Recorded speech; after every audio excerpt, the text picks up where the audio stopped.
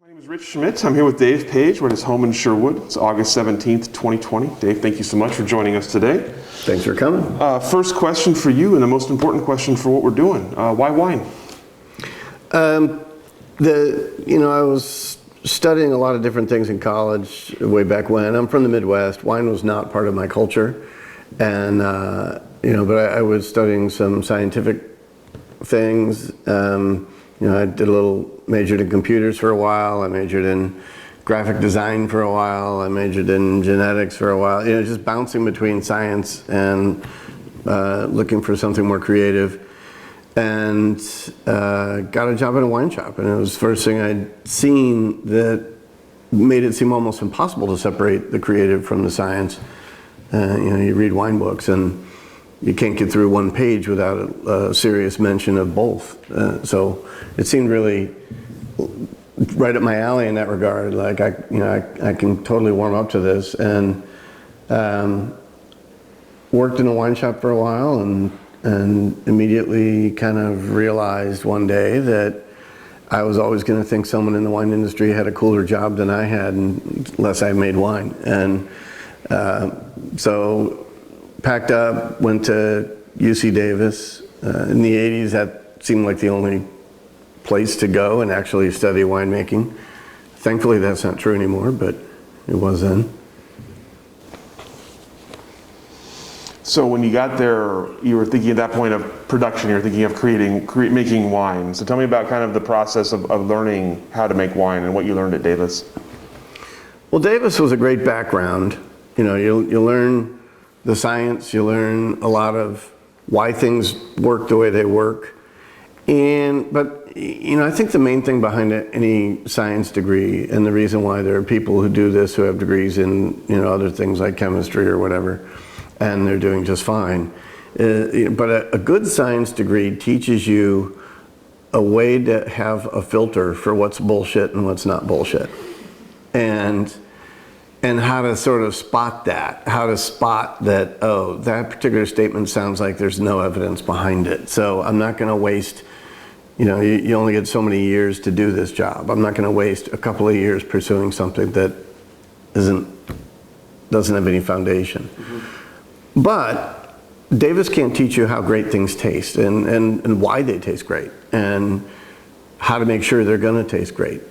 They can't do that part. That part is up to us.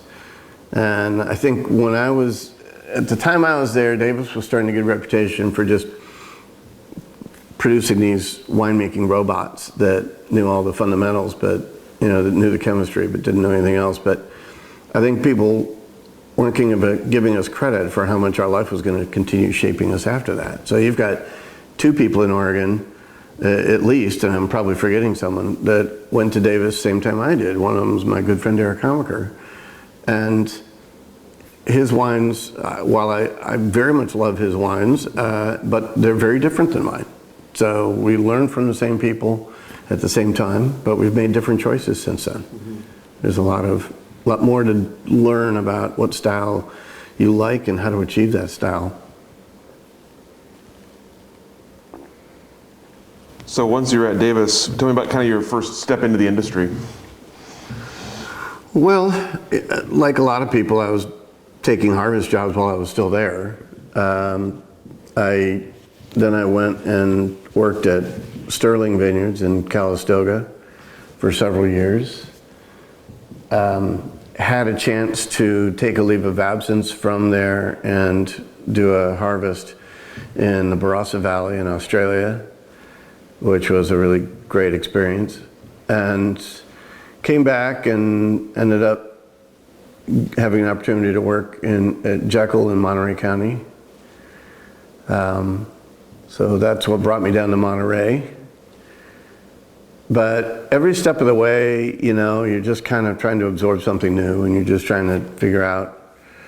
You tend to see things in this industry that you don't understand, and sometimes things that even, that surprise you in ways both good and bad. And then 2 years later, you realize why that worked so well. That thing that guy was doing was actually pretty smart. And so in the early days, when you're in this industry, you should really be almost nothing but a sponge.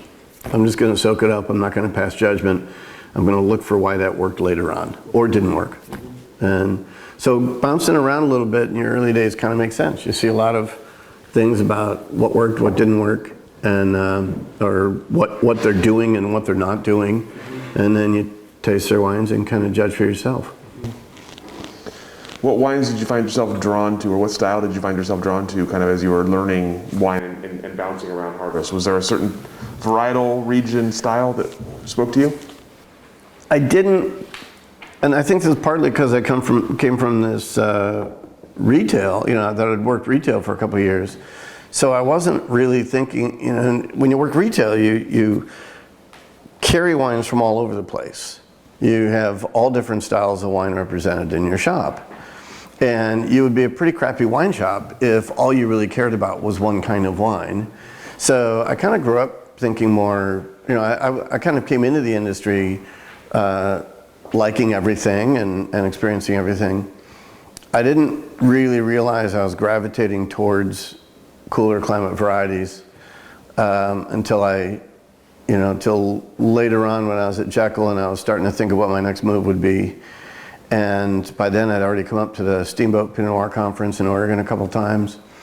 And that's when I realized, boy, I really am only interested in jobs that are going to do Pinot Noir, Chardonnay, these cool climate varieties like that. And I think the reason was probably just because of the elusiveness of it. It's hard to put. It's still, for me after all these years, often hard to put my finger on what makes a really great Pinot Noir so great. Whereas if you're talking about, it's just easier for me with Cabernet to say why I like this one and not this one. And with Pinot Noir, it's still hard after all these years. And that to me is so fascinating. And I think that's what makes Pinot Noir fascinating to a lot of people. It's, when you go to a great restaurant, one that I really need to go back to again, it's not because I totally understood their food. It's because I didn't quite understand it. It's because there's something about that I still haven't wrapped my head around. So before we move forward, I want to back up for a second and ask you about Australia. Obviously, it's become pretty common now for people to do trips to New Zealand, Australia as upcoming winemakers. No, it wasn't as common a little bit earlier on. So tell me about kind of how that came about and about your experiences in Australia. I was in the Barossa Valley, so we were doing a lot of Shiraz, Cabernet, that kind of thing there. And at the time, there wasn't as strong of a connection. Certainly, I've been in Oregon long enough, I don't really know what this looks like if you're in California or something. But certainly in Oregon, there's a very strong connection to New Zealand and parts of Australia.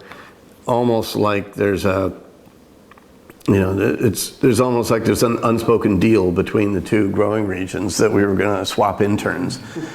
And I think some of that comes from things like the Steamboat Pinot Noir Conference and IPNC, where some of their winemakers have come here and know us through that, and we know them through that.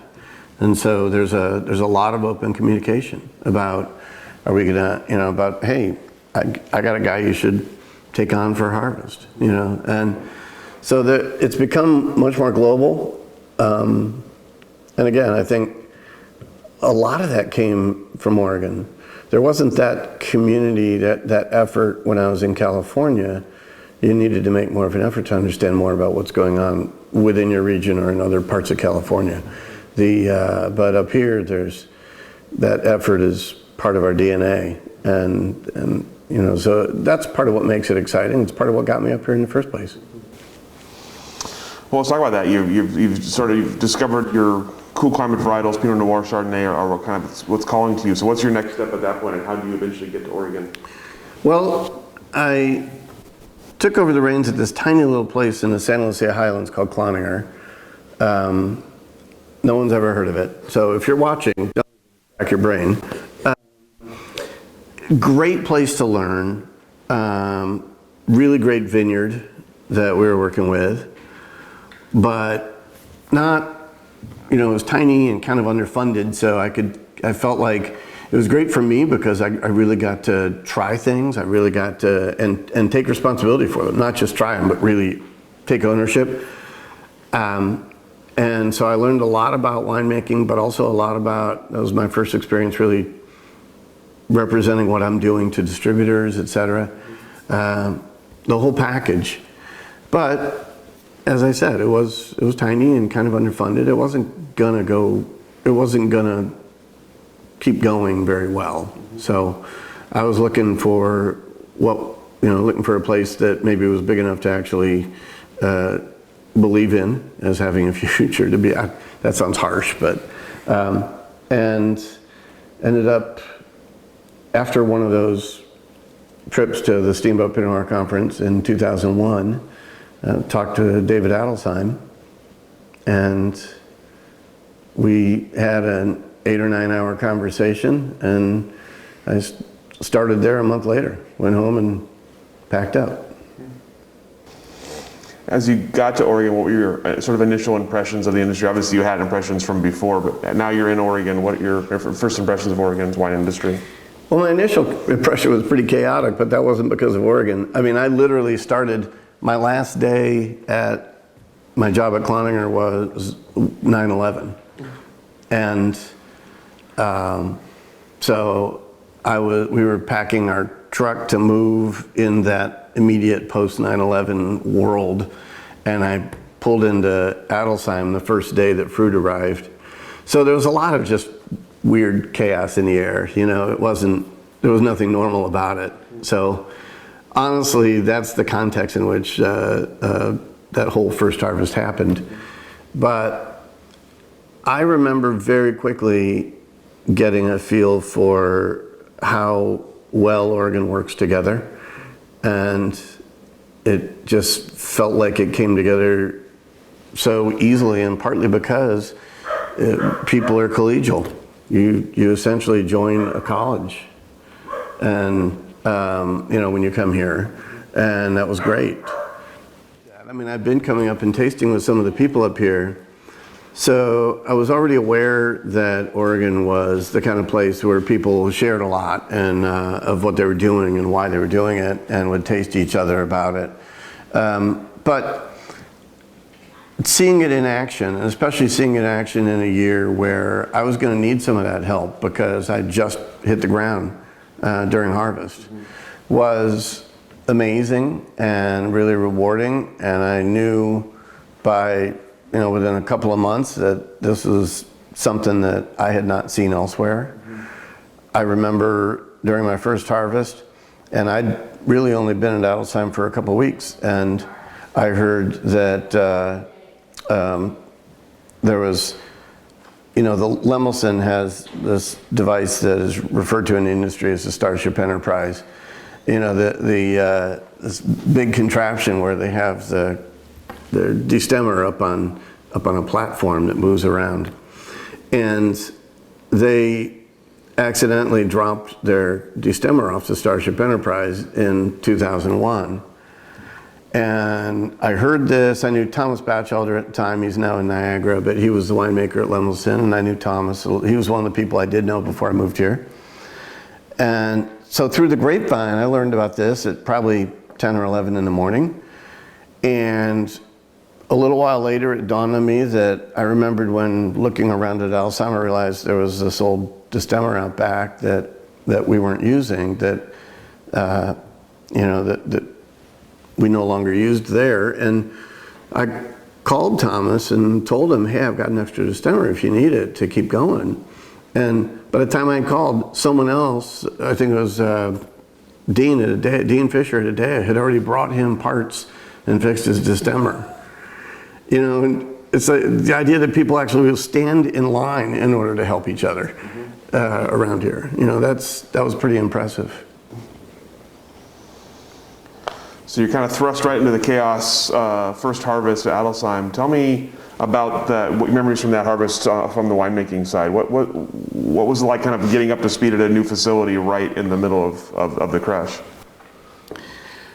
Well, I've always, it was a good time to sort of practice what I had maybe preached a little bit before, which is try to respond to fruit, try to respond to what you're seeing and tasting, as opposed to don't bring your own bias into harvest, because that's just going to get in the way of you actually seeing what's really going on.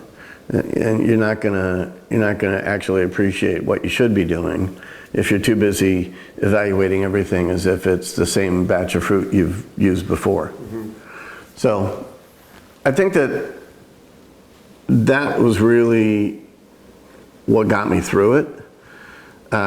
There wasn't a lot of, I had an assistant winemaker there, but she hadn't actually worked harvest there before. So there was really not a lot of institutional knowledge. But on the other hand, that may have been a strength, right? It really gave us an opportunity to just open up the possibilities of what we were going to do and just start from scratch. And not, it's kind of neat to say we don't have a playbook. And it was definitely one of the more crazy harvests I've ever had, but looking back on it, it was exciting. So you've taken over at one of the more well-known and respected Oregon labels and brands, and for a man like David Adelsheim, who obviously everyone knows and respects. So tell me, what were the kind of expectations that you had of yourself, and maybe the expectations that were coming from David Adelsheim himself, in terms of were you maybe allowed to change the style as much? Was it going to be the same old? What was the expectation, and what was kind of what were you bringing to the table? I think the important thing that happened in my interview with David was that I opened for him three consecutive vintages of Pinot Noir that I'd made at Cloninger. And he tasted them and he liked all three, and he could see some continuity amongst the three. And then I shared with him that all three of those came from different vineyards. Those were, there wasn't any fruit continuity, except that they were all Monterey County. That was it. And I think that really impressed him, that there was something going on amongst those three that made sense. And I think that helped him gain some confidence that I could deal with fruit from all these different sources that I was going to see. And whether that's why or not, but we had conversations about style, and we had conversations about what we liked. But we mainly just seemed to be kind of on the same page about that. We both really liked Pinot Noirs that valued complexity over just how damn big it can be. And those were the days when there was a lot of people still like really trying to see just how big can I turn Pinot into a Syrah? And because when we tasted wine together, we both kind of knew that we both felt the same way. So there was some trust building up already. David, and I don't think I'm saying anything he wouldn't say, he never believed he was the winemaker. He had winemakers there before. So he was pretty comfortable with the idea that, he would definitely come into the lab and see what was going on and make his suggestions, but he was pretty comfortable that he probably wasn't the right person to make all of those decisions. So I'd say it was a really good working relationship right from the start. He knew how to be a resource without being second guessing everything. And to me, that was wonderful. That was really valuable to have.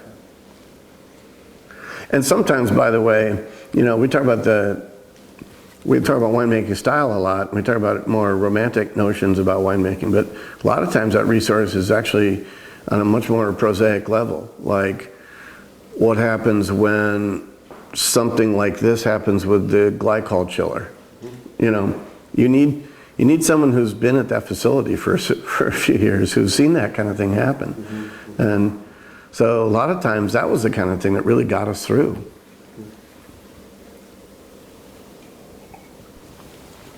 So I'm curious, you mentioned that you had very similar ideas in terms of complexity over size at a time when that wasn't necessarily the going trend in Pinot Noir. So tell me about first wines you made at Adelsheim, where did they feel like they fit? Did they feel like what you were going for, or did you have to make adjustments for your next wines? The old ones were more fruit driven than most of the Oregon Pinots that I'd had up to that point. And this wasn't California fruit driven, but it was very pretty, very delicious, mostly redder fruits. And they were really lovely. But to my California sensibility, anytime I'd ever made a Pinot Noir in California that was all about pretty fruit very early on, those are the wines that tend to be, what I would call shooting stars. They're really gorgeous for a couple of years and then not so much. But it was a really great lesson for me in '01, because I think I even mentioned that to David Adelsheim, that I kind of felt like maybe that vintage was going to be that way. And he said, no, give them at least 10 years, or whatever, they're still going to be here. And he turned out to be right. I haven't had one in several years now, but I'm sure I've had one within the last 5 or 6 years, and they were holding up great, even though I thought of them as these beautiful, maybe even slightly delicate, fruit-driven wines in their youth. So it was really an interesting year to learn that, interesting to see that, and it helped me going forward trust that these wines did have the structure. I don't have to force structure upon the wines from Oregon. They have that. They have real classic, elegant tannic structure that doesn't have to be giant and in your face in order to hold up and maintain that elegance over time. Tell me about was there a noticeable difference making Oregon wine versus making California wine? Were there challenges that came with that, or advantages? I think part of my confusion in how I should answer that is really because, to be honest, I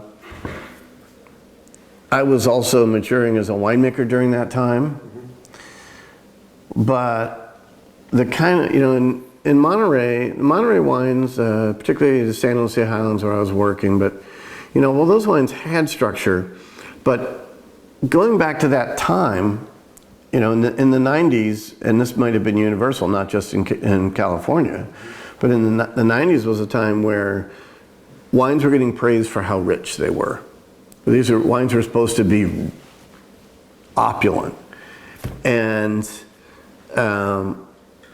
I was starting to pick a little earlier and earlier, because I was realizing that, these wines were rich because of where we are, because they were grown there. And I was going to get that no matter what. I didn't have to wait till November to harvest in order to make sure they were going to be rich. And I was picking sooner and sooner to retain more brightness, more acidity in the wines. And I thought, well, now I get best of both worlds. I get the brighter side and I get the richer side. And coming up here, I think that flipped a little bit, because what this fruit has up here, what we get here, is brightness and structure. And so, if anything, what I was thinking as I was trying to think about extraction or winemaking techniques in general was not how to make sure that these rich wines had structure, but how to make sure these structural wines had richness.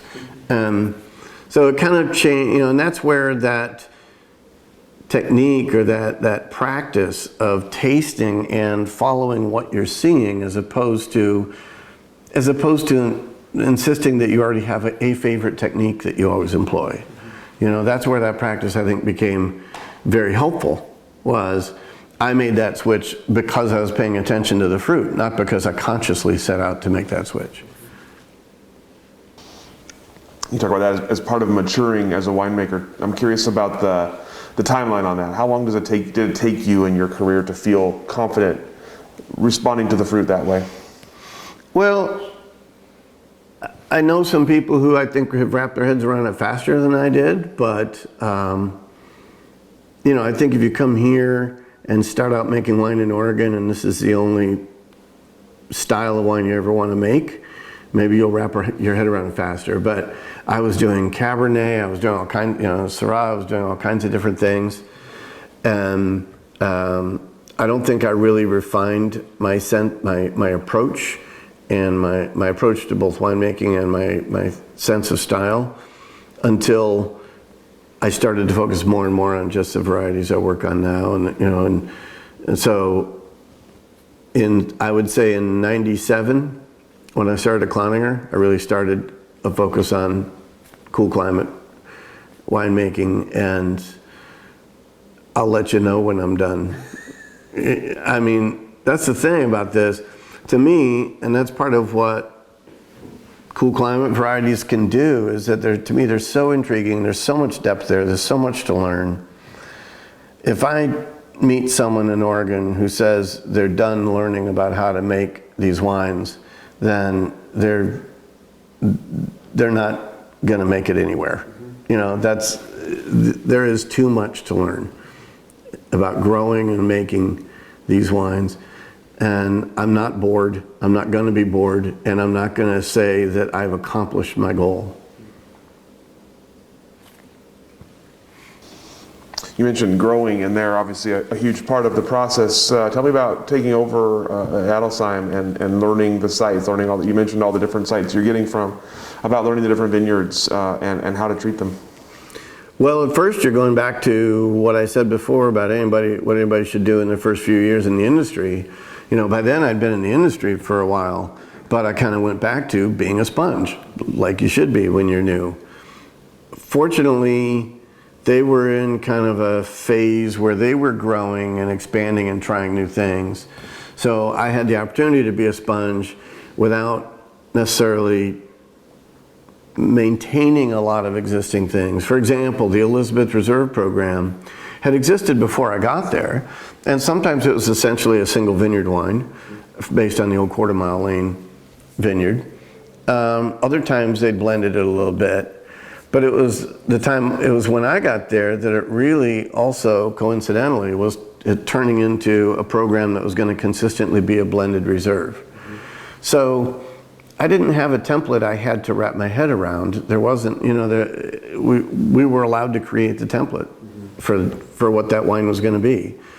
And they'd only bottled 1 or 2 single vineyard wines up until the time I got there. And within a few years, really, we were doing 6 or so, and a few years after that, we were doing 8 or sometimes 9. We really expanded our single vineyard program. So again, I was relieved of being under the pressure to somehow duplicate what had happened before. We got to create it from scratch. And that was helpful to me. And so we kind of all learned it together. And that's part of what made that such a great opportunity. It might have been helpful to them too, right? If you're about to expand and try a whole bunch of new different things, then maybe starting with some new people on the ground, new boots on the ground, is actually a good way to do that too. I don't know. So that was sort of part of the known, as you were taking over, that was sort of part of the known charge, was the expansion and trying some different things and growth. It wasn't something that we really explicitly talked about that much, but it definitely turned out to be something that was going on a lot at the time. And I think if we'd sat down and said in 2001 where we were going to be 5 years later, we would have changed it 3 times by the time we got there. But I think part of it was because we were seeing it was working, right? If it wasn't working, would we have ever made 8 different single vineyard wines? Probably not. But the first couple single vineyard wines in my first few years became 4 single vineyard wines, and it was working. And then after a couple more years, it became a few more. And we didn't have a tasting room in those days. Nowadays, of course, any winery without a tasting room is almost weird. But in those days, a lot of wineries were just open on Thanksgiving and Memorial Day, and Adelsheim was no exception.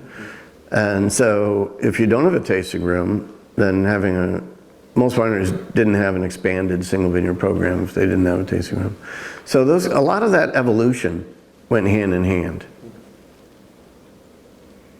And it helped that during that time I was also really getting a better and better handle on all of the different vineyards that Adelsheim had. Some of which were only planted around then or even after then, but were really coming into their own.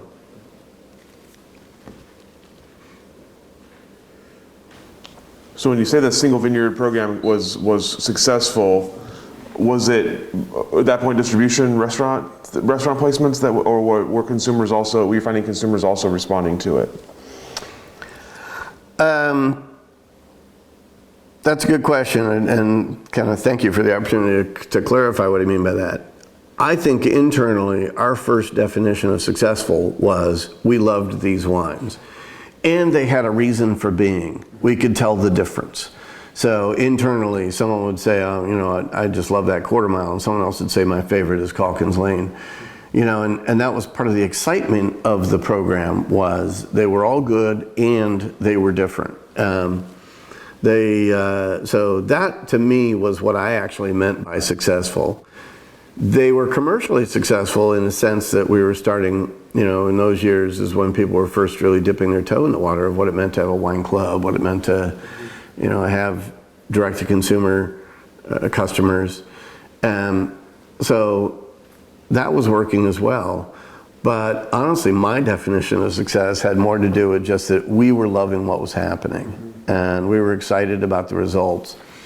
If we weren't excited about the results, I would say we went about it in the right way. The right way is you try something like that, you get great results, and you say, well, we should create a wine club around this because this is great.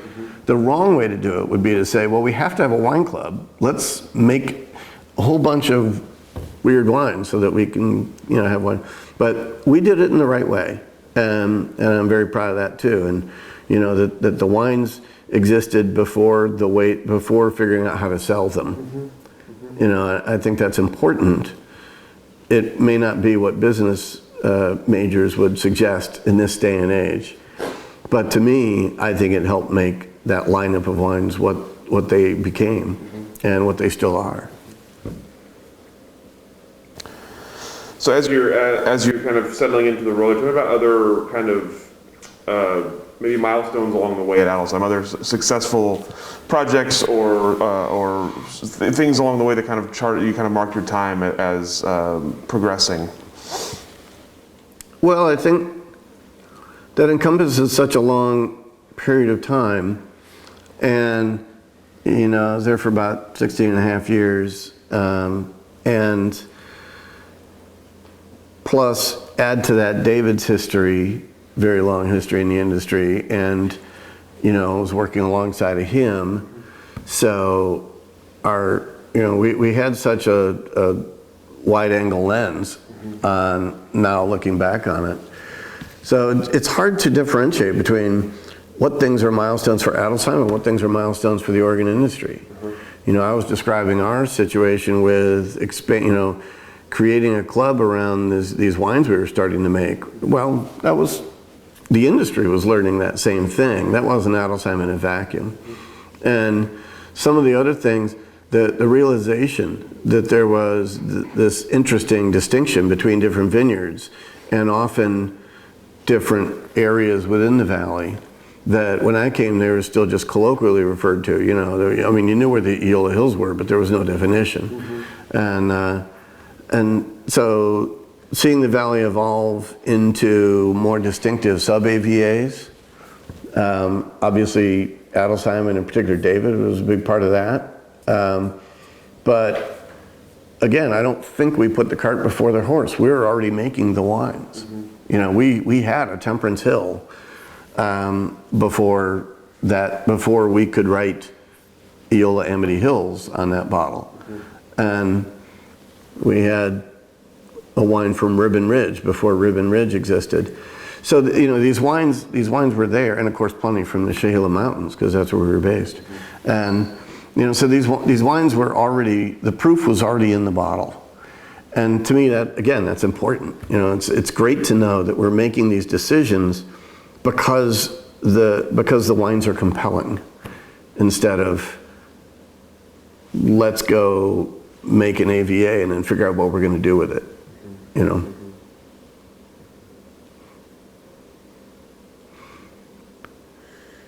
I'm sure there's a lot more history than that, but I'm not.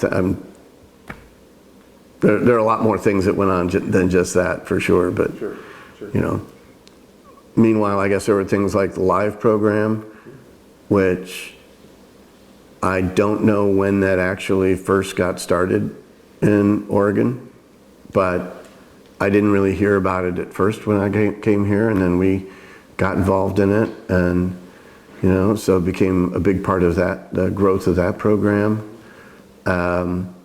Oregon has always been, my impression, since long before I got here, Oregon was way more sustainable than where I've been working. You know, most of the vineyards I worked with in California, if they were considering going for a sustainability title of any kind, whether it's organic or whatever, they were fairly upfront with me about that they were going to do it in order to sell their grapes. And I come up here, and it seemed like everybody was already farming sustainable, but they couldn't be bothered with the paperwork. So finally they became begrudgingly professional enough to actually do the paperwork and to demonstrate that we are actually a state that is, an industry in this state that is almost built around sustainability.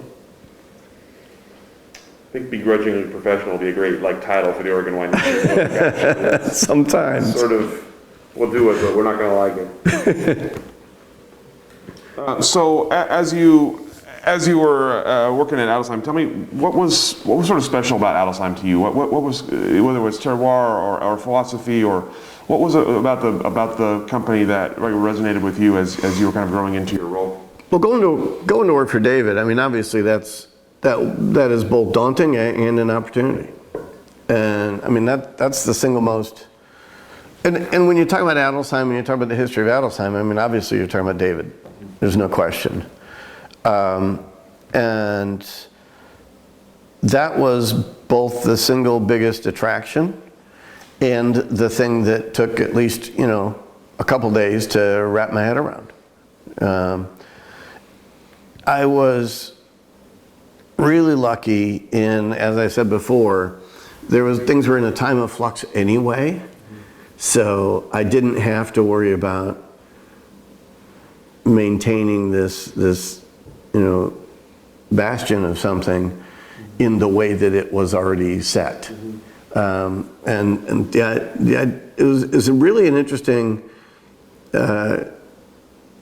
situation, almost an oxymoron, where you're going to one of the most established icons of the area, and yet they've, right about the same time, we threw out the rule book. And that's, you know, what a unique combination of things to be working on. So, like I said, I already knew some people up here, so I knew we could make this work, and you know, I knew that this community was serious about making it work. Not just Adelsheim and the people who work at Adelsheim, but the community, you know, the larger community was committed to making this all work. But I already lost my thread of the question.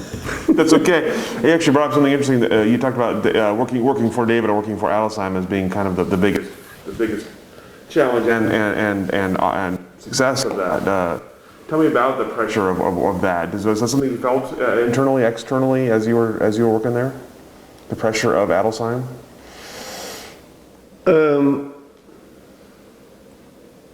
I might not have said this if you'd asked me then, because I'm sure I was feeling the pressure then.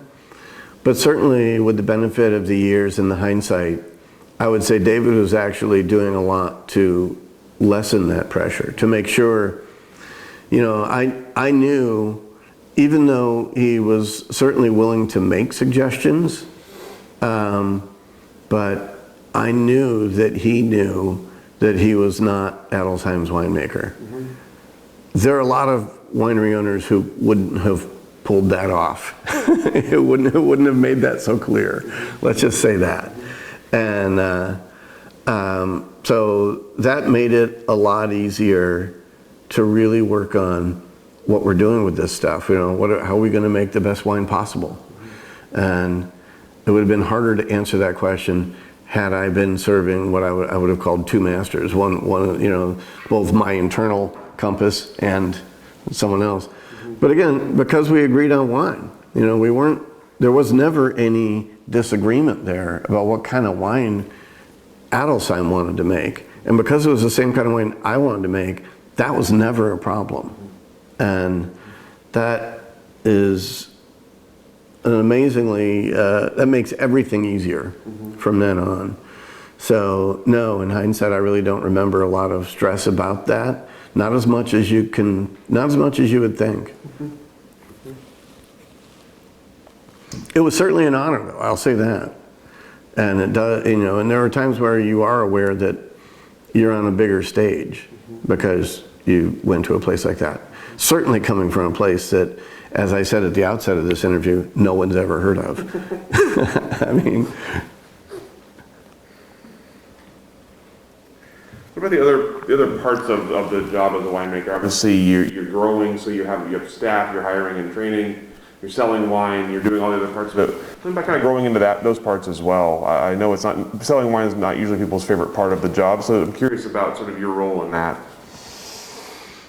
To me, it comes from, I feel very strongly about why we do things the way we do in the winery and why we do things the way we do in the vineyard.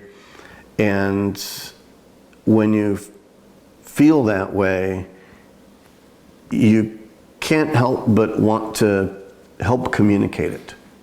And so going out and sharing that message, I mean, I don't know how that could be separated from what we do, because it's so important, especially when you're talking about things that are fairly subtle. This isn't Cabernet, and I know people who watch this who make Cabernet for a living are throwing things at the screen right now, but you know, to me, because this is more subtle, it bears more explanation. Not everything about this is immediately obvious to anybody who ever takes a sip.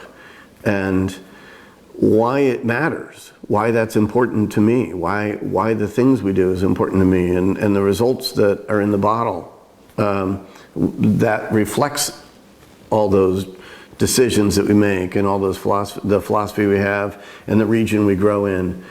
And if you care that much about it, then how would you not want to help communicate that? And that's the way I look at it.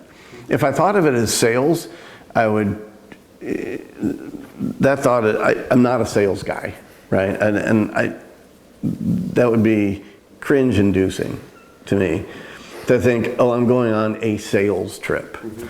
But to think that I'm going and doing, you know, almost like, you know, mission work, that feels natural. Spreading the gospel. Exactly. Spreading the gospel. And just, you know, I think that people are used to, there's a duality that is almost also an oxymoron that I think what's really going on with wines like these, especially from a region like the Willamette Valley that can pull this off at a very high level, is elusive, but why it's delicious isn't. Why these wines are so good isn't elusive. How it got there is very complicated, but the fact that it's really freaking delicious doesn't have to be complicated. And showing people both sides of that it's good to see the light bulb go off in their head, that there is all this stuff behind it if I want to take that graduate level course, and it's also killer. You know, if I don't want to take that graduate level course. And you don't have to pass a test to serve this wine to customers or to guests. You know, if you want to learn more, we're here for you.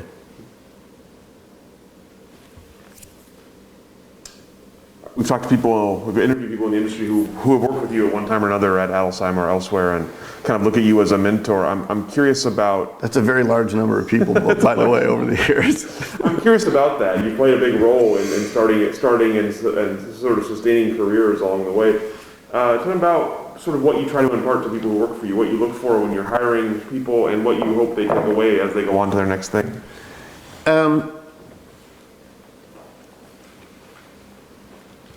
The first part would be harder to answer, what I look for when I hire people, because what you see in people is different for different people. You know, when I think about when I hired Eric Kramer, what I saw in him was not the same as what we both saw when we hired Gina Hennon, you know, and so what would be the common thread? I'd have to think about that longer, to be honest. But it's just, while they weren't the same people, and yet they both had something about them that wanted to learn everything about this industry and wanted to really be part of figuring out how to do such a great job and how to be somehow both confident and open-minded at the same time. And really, really radical open-mindedness can sound like you lack confidence. But I do believe those two can coexist. And finding people who somehow also believe that, even if everything else about them isn't, you know, is different. I think that's a big part of it. As far as having worked with a lot of people in this industry and seeing them go on to different places, I think that it's rewarding, but it's also giving back. And that's part of coming here and working for one of the icons of the industry. And you immediately are bathed in the history of this place. And the history of this place is that we share information, we help each other, we are all collectively the reason why the Willamette Valley has come so far in what in wine terms is really still a fairly short period of time. And if you don't buy into that sense that we are collectively making everything better, then none of us are really going to get as far. And so I think that you know, you can't go to work at some place like Adelsheim. And by the way, that's not unique. I mean, my good friend Luisa Ponzi has certainly mentored plenty of winemakers around, and there are plenty of other examples of that. But you have a responsibility here, I think, to make sure that you do appreciate and understand how important that history is, our shared history, and not my history or David Adelsheim's history or Luisa Ponzi's history, right? Or something like that. And that's why we're all here. That's why this all happened. So in that sense, honestly, that's just returning the favor. We've heard about, one of the things specifically about Adelsheim that's always intrigued me is about the sort of the harvest process with the interns and sort of being involved at every level of the winemaking decision process, or at least having a say in more than other internship places have. So I'm curious about if that was something that you brought to the table, or something you were excited to have as part of the program there, and sort of why the process is what it is when it comes to like bringing interns in and then having them be that involved. I used to tell David about, David and I had a few conversations about this, and I said that in my mind, Adelsheim was becoming, as it grew, especially what I was calling a teaching winery, in the sense that there are hospitals that are just hospitals, but there are also hospitals that are teaching hospitals, where they are specifically attached to a university or whatever. And I used that analogy, and we had conversations about that, and we really embraced that idea, and so I definitely while I can be hard-headed sometimes, especially in the middle of harvest when there's a lot of work to do, so now may not be the right time to completely throw a curveball at us, but we always tried to remember that we were a teaching winery, and as such, occasionally it meant saying yes to someone if they wanted to try something.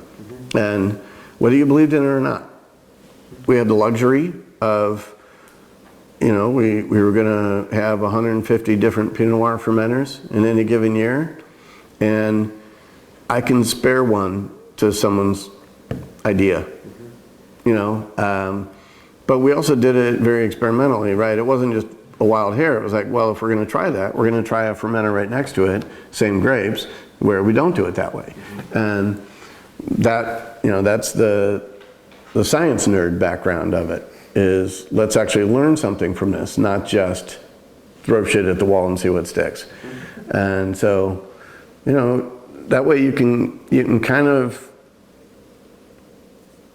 try everybody's idea and not be closed-minded about it, but at the same time, confirm what you're doing. Confirm it with an actual experiment and see, did it teach me something surprising, or was that going to happen anyway from that batch of fruit?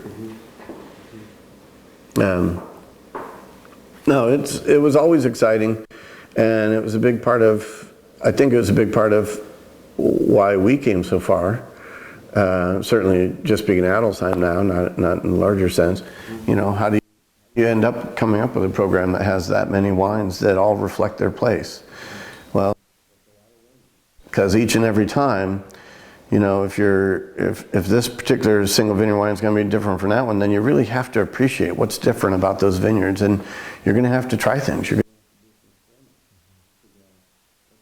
What winemaking techniques are special for here versus here? To me, for a lot of people in the first 10 years or so of their career, and sometimes even longer, they're hung up on, there's a technique they discovered that they love, and they use that technique. The more mature sense of how to look at that is all these different techniques, we're supposed to know well enough that we understand them, but we're supposed to pull them out as needed when they suit this batch of fruit, when they suit this vineyard. Then we pull that out. And that to me is how you end up really learning how to make the best wine from any vineyard, is to have that kind of open-minded but informed approach, and how to combine those two.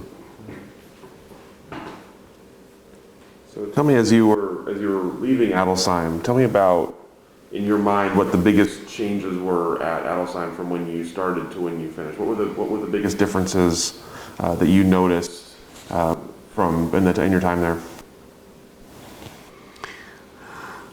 Well, mainly, like I said, they'd evolved to such a, the biggest single difference between the Adelsheim day I left and Adelsheim the day I arrived was just that expansion of all of those different kinds of wines that we were making, and how that went hand in hand with the evolution, both at Adelsheim specifically, but in the valley in a larger sense, to a lot of people coming here and seeking out those wines, what I was calling earlier the graduate level course, if you want to take it, seeking out that specificity of, I want to learn more about all your wines. I don't just want to, not just the wine that I can get at my local store.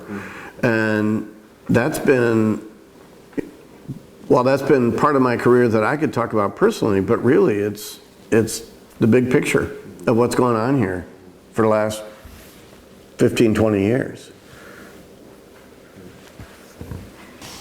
So tell me about starting your own label. Well, I can't say I set out, I can't say that I always knew I was going to do it, that I set out to do that. If I did, it wouldn't have taken me till I was in my 50s.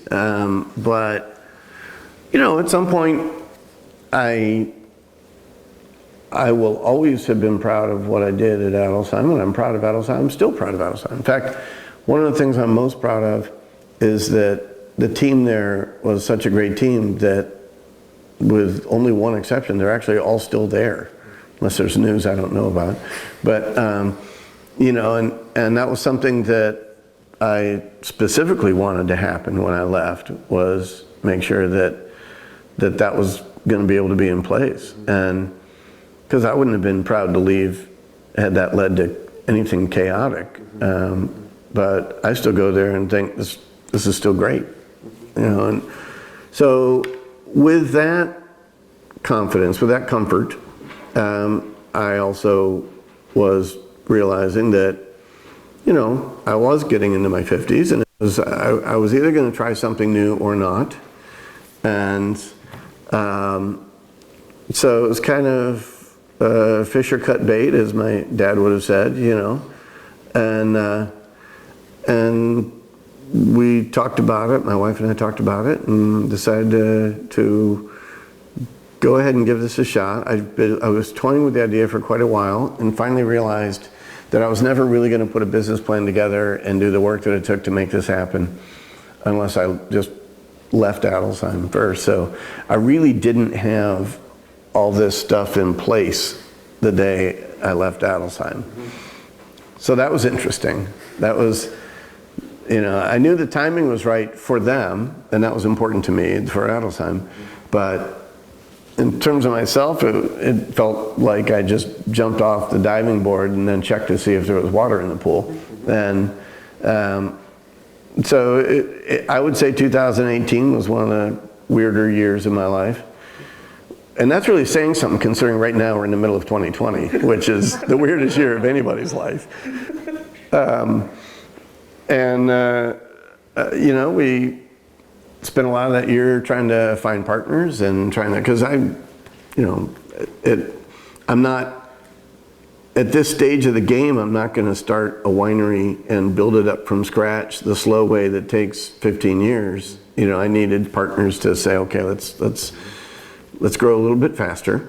And also I had by then contacts in the distribution world, etc., which meant I could probably find places to sell this wine faster than I could have had I tried this in my 30s. And so that meant we could hope to grow a little quicker. And I think that was turning out to be true when COVID hit. So now, of course, distributors don't function for brands like us the way they used to. That's not their fault, by the way. That's just because wine is pretty much only really being sold at Fred Meyer, and that's the nature of the world right now. But it is why we tried to launch the brand in a way that was supposed to become widely distributed fairly quickly. And we're eventually we're gonna be building a winery and a tasting room, but that actually wasn't the first step. And the typical mom and pop approach, had we been doing this when we were in our 20s or 30s, would have been, we would have converted some barn into a makeshift tasting room, and we would have been making 200 cases per year of wine until we realized we were selling out fast. So now it's time to make 400 cases and then 800 cases, etc. But when you have the years in the industry and you have the contacts and other than that, and that kind of thing, then I think it makes sense to have a different approach. And so our growth was meant to be a little quicker than that, and our reach through distribution was meant to be a little more expansive than that, all of which COVID has sort of put on the shelf for another year, but doesn't mean it's wrong. So tell me about your kind of initial plan then with David Paige Wines. You mentioned kind of fast growth and rapid distribution. What were you going for in the wines themselves? And are they different than wines you're making before, or is it a continuation of the same style? I don't know that my style is meant to be any different. My winemaking approach isn't necessarily meant to be any different. It's an opportunity to learn some different vineyards. It's an opportunity to maybe push myself out of my comfort zone. And so I might try something a little differently than I would have at Adelsheim, just by virtue of being pushed out of my comfort zone. And that's, as long as you don't go down a rabbit hole, that's probably a good thing. Plus, we ended up with our partners buying a vineyard in the Yosemite Hills. And so now I've got a piece of ground that I haven't worked with before that is now our main estate source of fruit. And so it's an opportunity to really do a deep dive into one site. And I think that's something that we're really still just in the process of getting going on. We didn't own it in 2018. So we bottled a small amount of wine from it in 2018 because we bought some fruit from it, but we didn't own it then. So that we were just dipping our toe in at the time. And in fact, this year is going to be the first year where we're really going to be almost completely from that site. So that's an exciting phase to look at and to try to explore a vineyard on an even deeper level, I think, than I'd ever explored any of the vineyards at Adelsheim, in terms of, not just what can this vineyard do, but exactly why is this block different than this block, or maybe the top of the block versus the bottom of the block. Getting just a little more granular and trying to really learn. And I'd made wines from the Yosemite Hills before, of course. I'd gotten fruit from several vineyards over the years in the Yosemite, most notably Zenith and Temperance Hill. But again, just really exploring it more thoroughly. And as a grower also now, and really looking into what are the things we can do that make even just a small change. And so that's exciting. I don't know that anybody would taste the wines we're doing now and say, boy, he's really done a 180 from what I know him to be. Nor would they necessarily say this tastes just like what the wines I knew him to make. And I don't think either one should be true, right? I'm not here to refute any of my history or any of my career. I absolutely embrace that. I completely embrace that people might remember me from Adelsheim or frankly earlier if they're old enough, and then we can talk about the differences and the similarities. Let's talk about the vineyard. Why the site? What spoke to you about the vineyard site, and what do you think of it so far? To me, different vineyard sites are what makes one site great and what makes another site great. There's no single definition of what a great site is. But I can tell you that pulling up to it, and you just had this sort of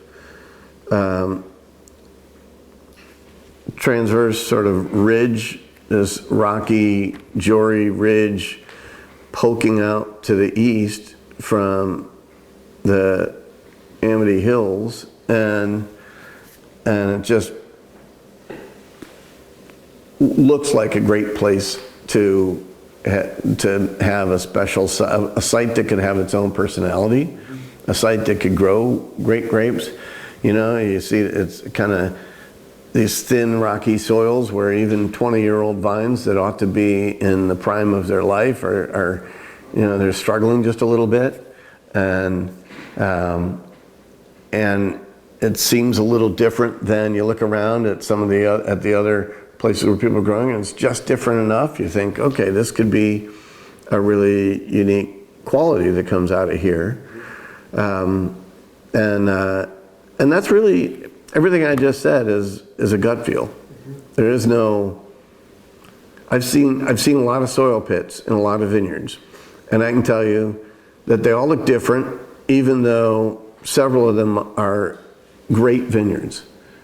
So it kind of leaves me curious about the soil, wanting to see a soil pit, but understanding that you can dig that soil pit and it's not going to prove to me whether or not that vineyard site is awesome. that's more of an explanation, a partial explanation of why your vineyard performs the way it does. But again, I've been in a lot of soil pits, and they don't prove to me whether or not that vineyard is one of your favorites or just another good vineyard. What are your initial takeaways from yours? And you mentioned changes you can make decisions you can make to make a small change in the grapes. What have you started kind of on that process? Just looking at, because I don't have a very long history with that vineyard, I frankly don't necessarily know if some of the things I'm doing represent a dramatic shift, to be honest. Just like it was in 2001 at Adelsheim, it was more of a clean slate kind of time than here's the history and let's decide whether or not to keep it. But just looking at anything from what's the right amount of leaf pulling to it is a rocky enough site with thin enough soil that we will most years probably be doing at least some irrigation. What's the right amount of that? There's issues how much fruit should we carry, and can one block handle carrying more fruit than another block? When you look at the wine as it develops in the fermenter, what's the difference in the tannins between the top and the bottom of the vineyard? And how can we turn around and say, well, what would we be doing different in growing, whether it's leaf removal, crop level, cover crop, etc. What things can we do different if we think that there's a difference in tannins that we want to explore further? And there's a lot of subtle things. There isn't a giant, no one's going to look at that site and say, oh, you know what you should do? Scott Henry. There's no giant thing that is going to utterly change that site.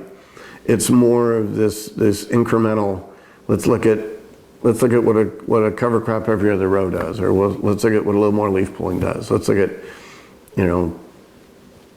maybe we should carry a quarter ton or a half ton less on that particular site.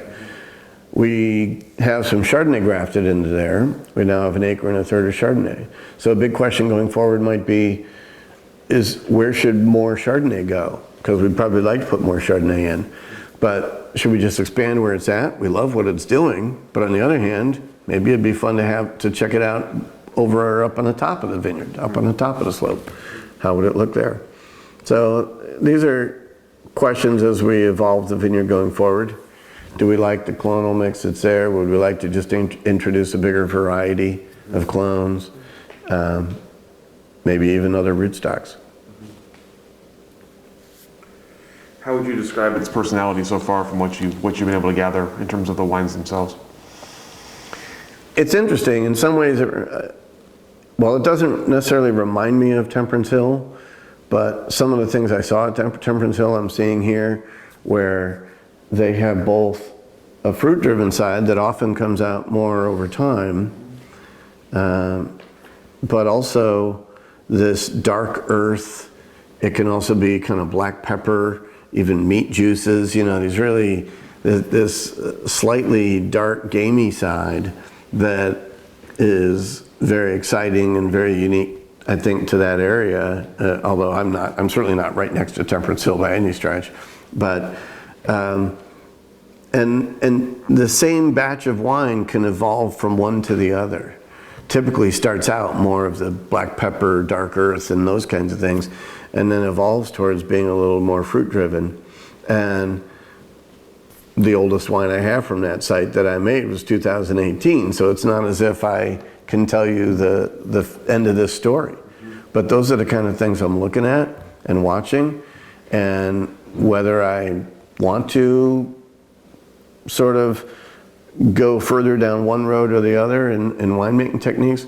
I'm not a believer that my technique should determine the wine. I'm supposed to pay attention to what's happening in the vineyard and employ whatever techniques seem to work with what the vineyard already wants to do. So if If there's something structural that a little bit of whole cluster will bring out just perfectly, then great, do that. If there's something that really comes together when I leave it in the fermenter on the skins longer than I normally do, then do that. But don't set out to say, I'm going to make a structural wine, therefore I'm going to do this and this and this. And I mean, a lot of that goes back all the way to Cloninger, but through learning about all those vineyards at Adelsheim. But now still applying that, even though I'm mostly going to be working on one site for a little while. I mean, I still like getting fruit from some other vineyards, but even though the majority of my fruit's just going to be from one site, but still applying that same thing, but on this more granular level. Like, you know, what is there a different kind of wine that's the right thing to happen to block 1 up on top that is different than the Pommard down towards the bottom? You know, is there, what techniques will bring out something special? And the definition of what that something special might be will change depending on what happens. But again, I'm trying to steer towards the destination that the grapes seem to be choosing, if that's not too lofty. No, that makes sense. I appreciate that. I'm curious, initial response to your wines, how they have done as you've taken them out into the world, and how it sort of feels to have your name on the bottle after all these years. The initial response has been excellent, but it's been a weird year to try to, you know, as far as in fact the way you put it was take them out into the world. Well, there's not a lot of taking anything out into the world right now. You know, I realize someone might watch this video years from now and need the reminder of what we're doing here in 2020. But this isn't, I don't have the answer to that I was hoping to have had by now, let's put it that way. But when people do taste them, I've had great response, and you know, it's been very rewarding. We only just recently started sending out to any publications or anything, so we haven't seen a lot of that yet. But I've been very gratified by what we've seen so far. In terms of having my own name on the bottle, I can tell you that amongst my wife and I and our partners, I pushed several other names first. And this was by no means a done deal. And when it was just going to be my name, it was just going to be Paige. But even that was, we were told that might not fly because someone had trademarked something somewhat similar. So, but that if I put the first name in there also, that it wouldn't be so easily fought. And so this, in no way, shape, or form did I leave Adelsheim so that I could put my name on a bottle of wine. That is not what this was ever about. But, I mean, it does, I guess it focuses the mind a little to know that you're not going to hide. And I'm very comfortable standing behind the wine, so that's, you know, as I always did at other places I've worked. So that part isn't new to me. I never felt like I wasn't standing behind the wines at any place I've ever made wine. Does it change your reaction at all to people's feedback? Do you take it more personally? No. I guess, you know, mainly, I mean, I hate to have all these answers, you know, so many of these answers circle back to coronavirus, but, you know, to be honest, if I take it as a bigger deal, if I feel like the feedback from any one customer or any distributor or any magazine is even more important than normal, it's mainly because we get so few opportunities now to interact with people at all that, you know, if I talk to a distributor this month, because most distributors aren't even returning phone calls to wineries who want them to carry their wine, If I talk to one guy this month, it's going to feel like the most important phone call the whole month. It shouldn't feel that way, but that's the year we're in. So that really is the dominant thought in my head when you ask that question, and why it does feel so critical. It's just because you don't get a lot of trips to the plate. We've obviously talked about it quite a bit, so we'll talk about it some more. The pandemic, obviously, we're still dealing with now, and obviously stunting your ambitions here for the moment. So tell me about how else it's affected kind of your wine life, and how it affects kind of your vision of the future for your own brand, and maybe for the industry at large. I think the main thing, what we've decided amongst my partners and I, was that everybody's going to be dealing with this differently, right? If you're, I suppose if I was at a larger winery that had wines that were priced in a way that they could be in Fred Meyer and Safeway, I would probably be thinking, well, I better put more wine into that because that's what's selling now. We didn't set out with a wine in that price point, and we didn't set out with a huge distribution network, so that wasn't really part of our plan. And I suppose if I were a small winery that doesn't have wines in that price point, but that has just started doing more out of a tasting room, then I'd be really shifting hard to how do I maximize those customers? How do I make sure that customers know, A, are we still here? And B, if we're not, you can still reach us, through social media or whatever. I'm a bit of a one-man band, so I'm doing what I can for social media and all that kind of stuff. But there's a limit to how many balls I can juggle. But it turns out we are so new that we do have one key thing we can do that a lot of those other wineries can't, and that is we can try to essentially stop spending money and just say, hey, that whole growth plan, just draw a line through it, and so while we're obviously going to bottle what we intended to bottle in 2019, it's too late for that, but we're in a position to just simply make a little less wine next year and let the whole growth curve kind of slow down. And we don't own our own winery yet. We're talking about building one, but we don't own one yet, so we have neither the bills nor the staff associated with that. And so we can kind of chill out. And as long as we're all happy about looking around and saying, look, we understand why this happened. It's nobody's fault. Then we can just sort of make less wine than we thought we were gonna, and slow things down a little bit. And that way we will still be here when things really open back up for good, whenever that'll be. Whereas if we pretended somehow we were going to fight through it, even though we don't obviously have a strategy for that, or the infrastructure for it, then we probably would be just setting ourselves up for a bigger failure, right? Setting ourselves up for spending a lot more money and building up more inventory than is appropriate. So it is good. It is a silver lining to be so new and so small that you can just back up and say, I don't have to do this right this second.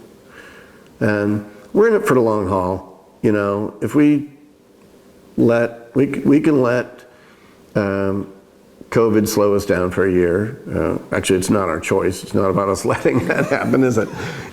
We can accept the fact that that's happening, and because we're in this for the long haul. Our sights are set on 10 or more years from now, and we don't have to agonize over whether or not we're hitting the target we set for the end of 2020 or the end of 2021. Mm-hmm. Mm-hmm. You've talked a little bit about your sort of future plans with the brand. I'm curious, as you look into that 10 plus years into the future, where do you hope to be at that point? Well, obviously, we're just starting this, so if I planned on being any place other than at Paige Wines in 5 or 10 years, I'd be nuts. But we would love to be a successful small winery someday. Right now, I don't even think we qualify as small. I think that there's a natural size you see around the valley when you ask around. A lot of people seem to be able to sell, even wineries that aren't that well known are often able to sell 2,000 cases from a tasting room.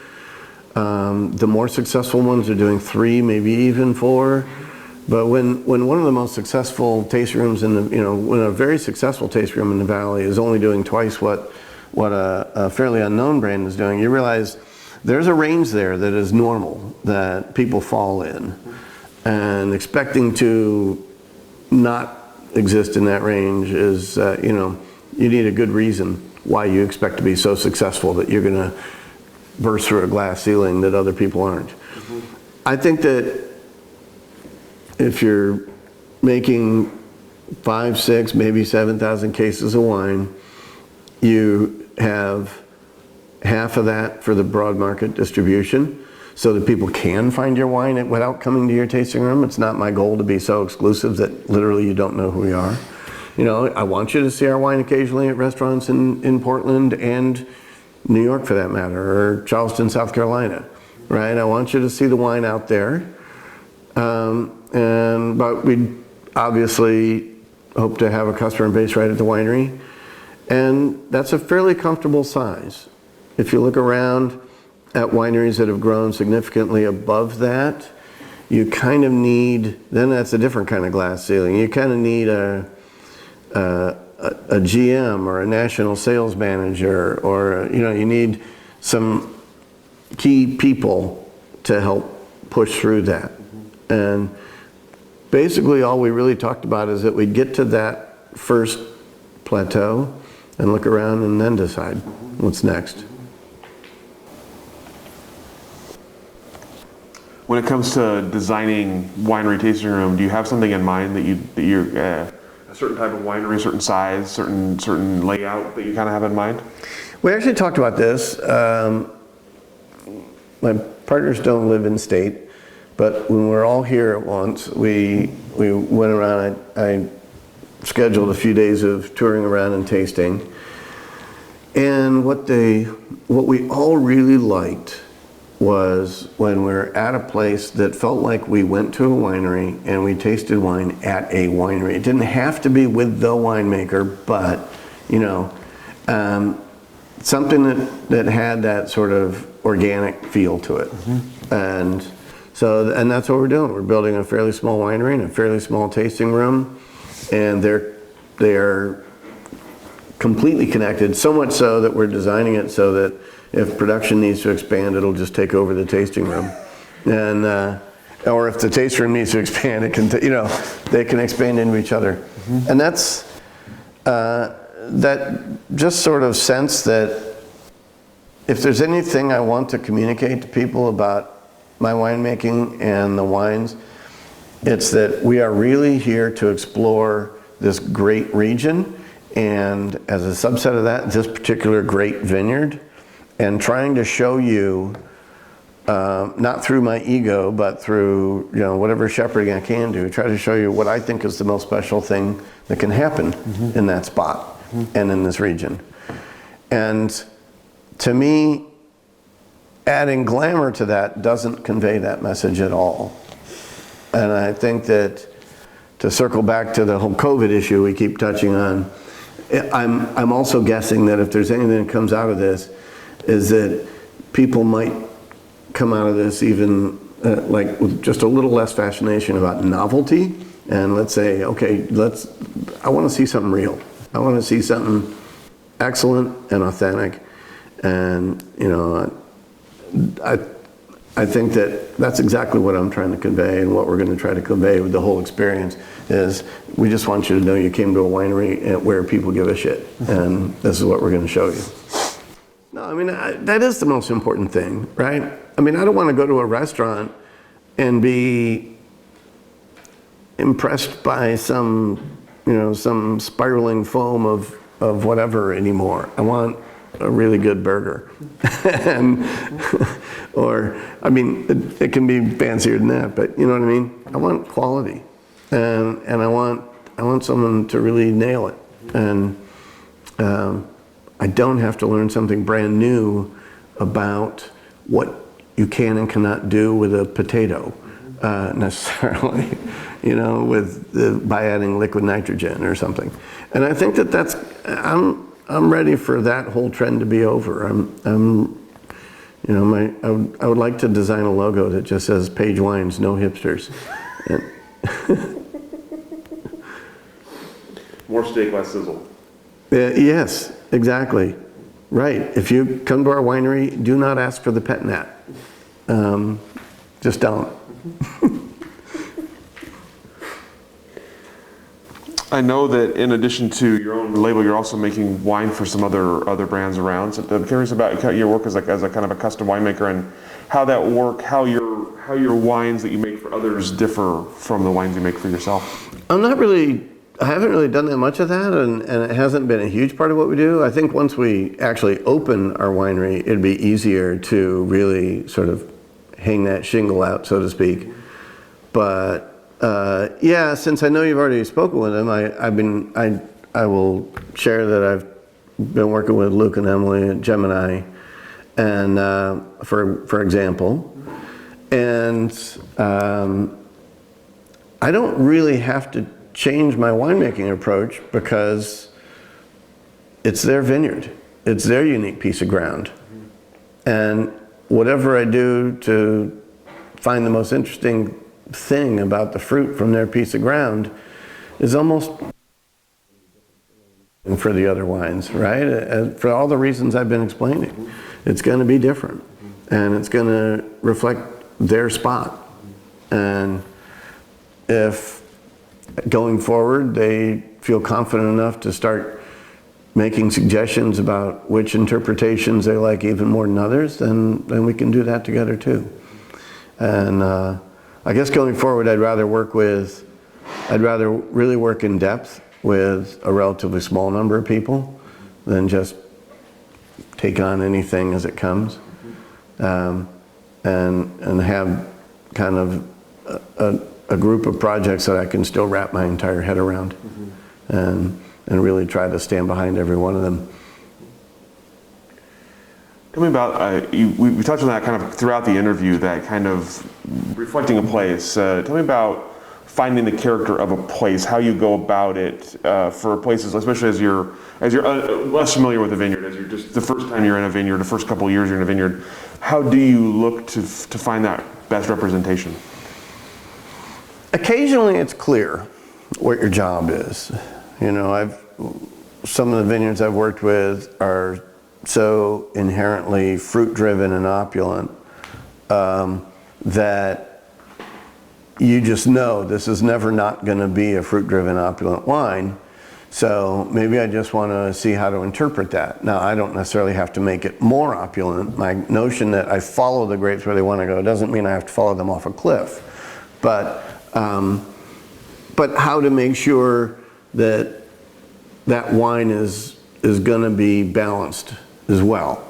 Don't take it right off a cliff, but balance it out. If we've worked with fruit, I worked with fruit before that was very clearly substantially tannic. And again, I'm not going to follow that off a cliff. I'm not going to say, well, let's make it more tannic, but I will try to look for ways to rein it in. And look for the way that works the best. And by works the best, it has to still taste like that vineyard, right? If I change it fundamentally, wholeheartedly to something different, then that didn't really work. That wasn't my goal. But look for a way where I can say, yeah, this tastes like that wine that had that thing we didn't love about it, and yet somehow it doesn't have that thing. And so, like we finally found the nugget in there. But other times it is enhancing. Some vineyards are perfectly balanced and just have this one particular, and you're wondering, hey, can I sort of bring that out? Can I highlight that? And that can be as simple and straightforward as barrel choices. It can be as simple and straightforward as whether or not to do a winemaking technique, like, we've talked about things like whole cluster or whatever, or extended maceration. But it can also be something in the vineyard. You know, it can also be something, you know, would we get a little different flavor if we did something a little bit different in the vineyard? But you're not trying to, I can't stress this enough, you're not trying to change the vineyard. You're just trying to say, what's coming out of this vineyard that we really admire? And how do we focus on that, maybe expand on it, or maybe just dial that in and make this special for what it is. So earlier I asked about the biggest changes you'd seen at Adelsheim during your time there, and you gave a good answer, and I want to kind of expand it. You touched on this a little bit already, but I want to talk more about the industry in general. What the biggest changes have been in Oregon since 2001. What are the biggest changes now versus when you look back? I think that I'm going to kind of answer this projecting forward, not just now. I think for the industry, one of the biggest changes is that when I came here, I think Oregon was just really had just started really getting its legs under itself in terms of, not in terms of winemaking, but in terms of its relationship to the outside world. People were starting to really pick up on this. It wasn't just the occasional mention in a magazine. It was starting to become the annual Oregon issue or whatever. And you were starting to go to places that actually knew how to pronounce Willamette in Oregon. And a lot of that was because of the industry itself. I think Oregon Pinot Camp, for example, was started for the industry just a couple years before I got here. I'm certainly not taking credit for any of this, but my arrival was coincidental at fairly early in the process of that really gelling. IPNC, Oregon Pinot Camp, these things were really starting to make a difference in how we were perceived. In those days, we were definitely still sort of the underdog region, and I think we stayed that way as our success grew.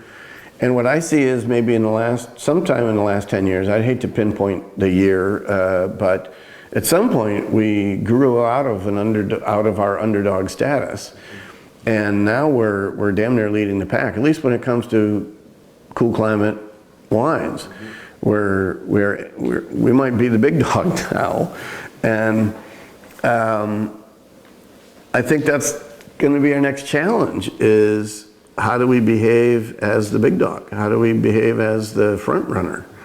Can we keep a winning streak going? And it's exciting. I mean, right now we still show more growth than other wine regions, and substantially so. And I thought we were already a big success 3-4 years ago. We've been growing at a great clip ever since then, collectively. And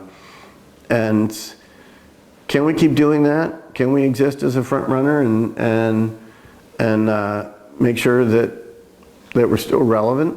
I think that one way to keep doing that is to make darn sure that we do not cave on trying to make these wines as great as they can be, trying to discover even more in depth what's great about these different vineyards in the region.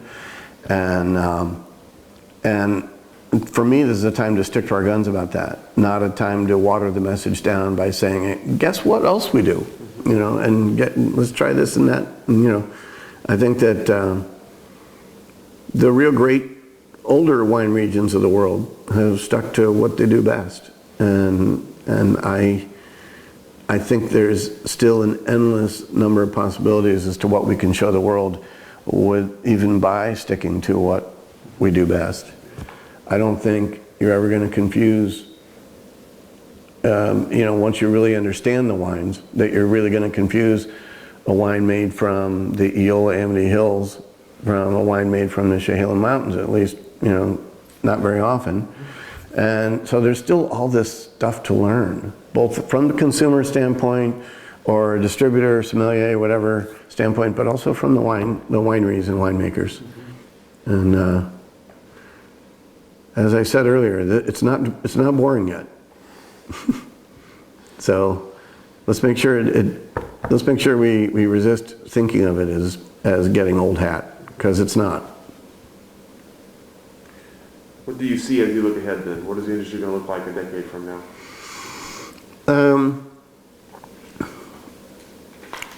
Hopefully we accept our success without insisting it morph into some new layer of success. I think that's as I've been saying, that's my biggest fear, is that we make some dumb decisions because we insist that we now impress people in a whole new way. So yeah, how to accept our success in a way that sticks to the great wines that got us here. You talked about the growth and every time you think it's going to stop growing, it grows some more. Do you see that growth continuing? Do you see the number of wineries, number of vineyards continuing to grow in Oregon? I've studied too much math to believe that it can do the exact percentage growth forever, right? At some point it's crazy to think that, but it'll level off. There's no question. And that's when we'll really be challenged with this notion of how do we feel about it that it leveled off, right? How do we get to that point and still declare victory? Still say that this is still killer, this is still awesome, and maybe we'll find different ways to express ourselves, but hopefully hopefully we'll still make the kind of great. I haven't used this word yet in this interview, but I will now. Terroir-driven, wines that really express this place, and stick to our guns on that. Obviously, you've mentored a lot of people through the industry. You brought a lot of people. You've hired a lot of people into the industry.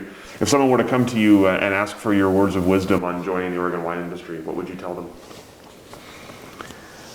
Well, I think it's a big tent, so there's room. There's plenty of room, and I would say to think about what kind of wines they like, think about what kinds they want to make, think about where they see themselves in 5, 10, 20 years, and what they should be doing in the industry is dependent on their answers to those.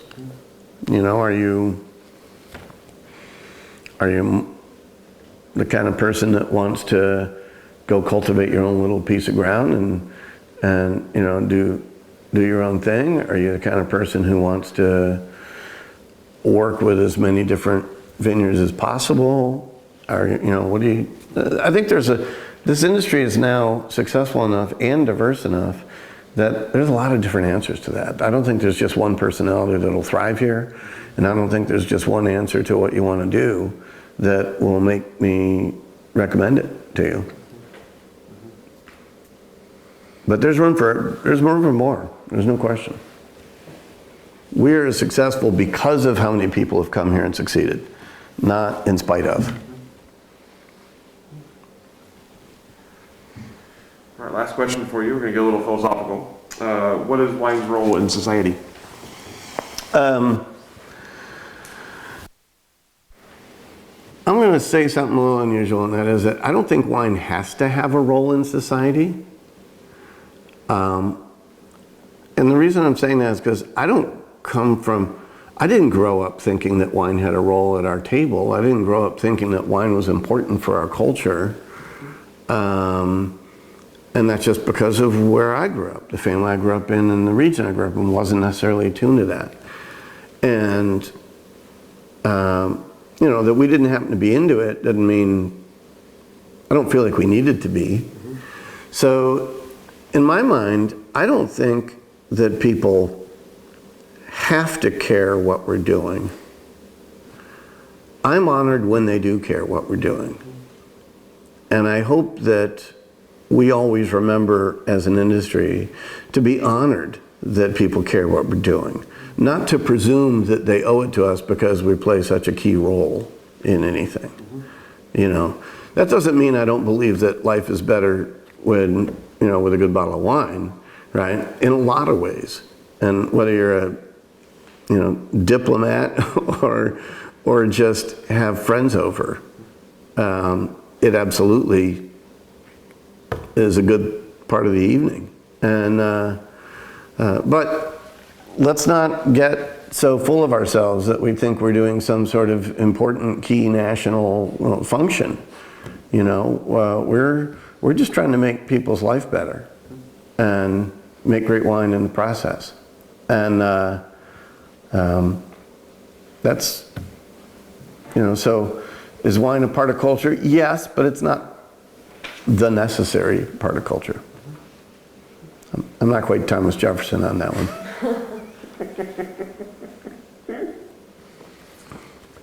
Excellent. With all the questions that I have for you, is there anything I didn't ask that I should have, anything we didn't cover today that we should have covered? I don't know. I think we've been going for about 2 hours. So if there's something we didn't cover, shame on me. No, I think we're good.